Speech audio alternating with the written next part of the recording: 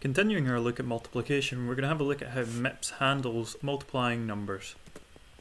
So the ALU uses two special registers for this. We have high and low. High represents the upper 32 bits and low represents the lower 32 bits of the product of multiplication. Now remember that when we have two 32-bit numbers, when we multiply them together we need 64 bits potentially to represent the result. So we can't put that in one register, so we put it in two.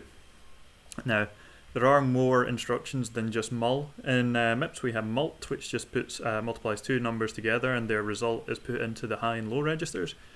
The same for mult unsigned, it just does the same thing but with unsigned numbers rather than signed. We also have special instructions, move from high and move from low, and that allows you to pull the numbers out from these registers. This is the only way to access these registers, but this will get you the result of your multiplication. Now, classically we've been using mul, and we put it in a register V0, the multiplication of A0 and A1. Now this gets us the 32 bits of multiplication, so this is the same as using mult and then just moving from the low register. Of course, if we use one register to represent multiplication, we're only going to get the lower 32 bits, so if we move from low into that register, it's the same result as just using the mul instruction, though the mul instruction is a little bit more straightforward. We also have, similar to our add unsigned, which did not raise overflow, we have similar ones that do try and tackle overflow using multiplication. So for example, mul OU generates an exception on 32-bit overflow, and it also does it for unsigned multiplication. So it's quite a complex instruction, so if you were ever worrying about efficiency, these are the sort of areas you need to look at. Whether you want to use an instruction that will throw an exception on overflow and check for it, or if you want to just try and deal with overflow in another way, because this actually assembles down to about 6 lines of code. So you're actually getting 6 lines of code for one, so you're getting a much bigger instruction than you expect just by using one.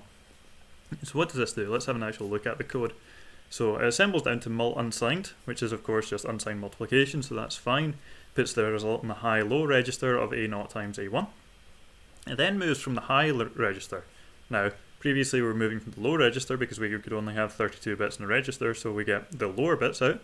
But we want to check the high to see if it's equal to 0, because if the high register is not equal to 0, that means there are some numbers in the top 32 bits, and that means overflow has occurred.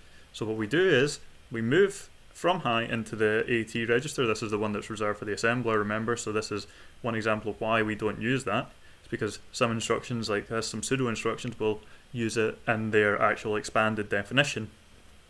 So we then check, say branch if equal to 0, and only if the high register is equal to 0 do we branch, and that's because if there's no value in the high register, we haven't had any overflow, we've got 32 bits in the low register, and that's enough to represent the result of the multiplication.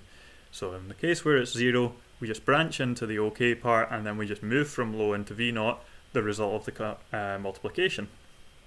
Happy days. Otherwise we use this break instruction. Now break is the instruction that causes an exception, so that'll throw an exception for us and cause our code to crash. So that's how we handle unsigned overflow, and that's generally more straightforward. But let's have a look at how we would do signed overflow with multiplication.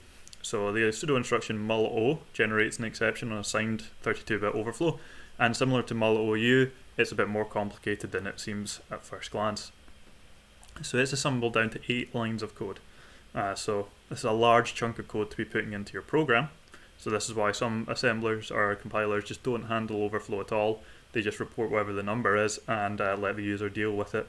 You might have to do something complicated like this, which might cause some slowdowns in your code if you're compiling down to 1 line goes down to 8 lines of code, and this happens many times through your program. Then you could have a massive increase in the number of lines needed to execute a relatively small amount of code. But let's have a look at what it does. So it does the mult, similar to previous, and it just doesn't use the unsigned version, just the usual version. And it moves from high into the AT, again using that reserved for the assembler register, and it moves from low into V0. So we've got the two components of the product, one in AT and one in V0, and then it duplicates the sign of low throughout the entire value.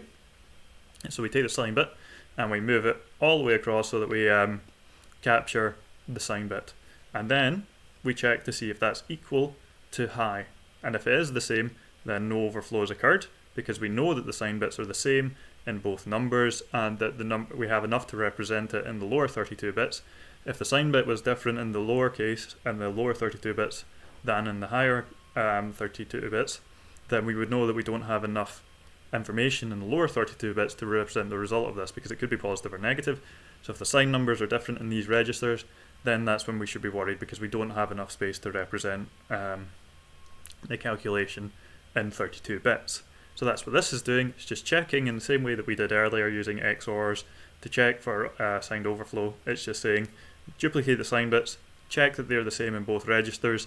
If they are, then we're happy. If they're not, then that means we don't have enough information or enough room to represent the result of this multiplication in 32 bits.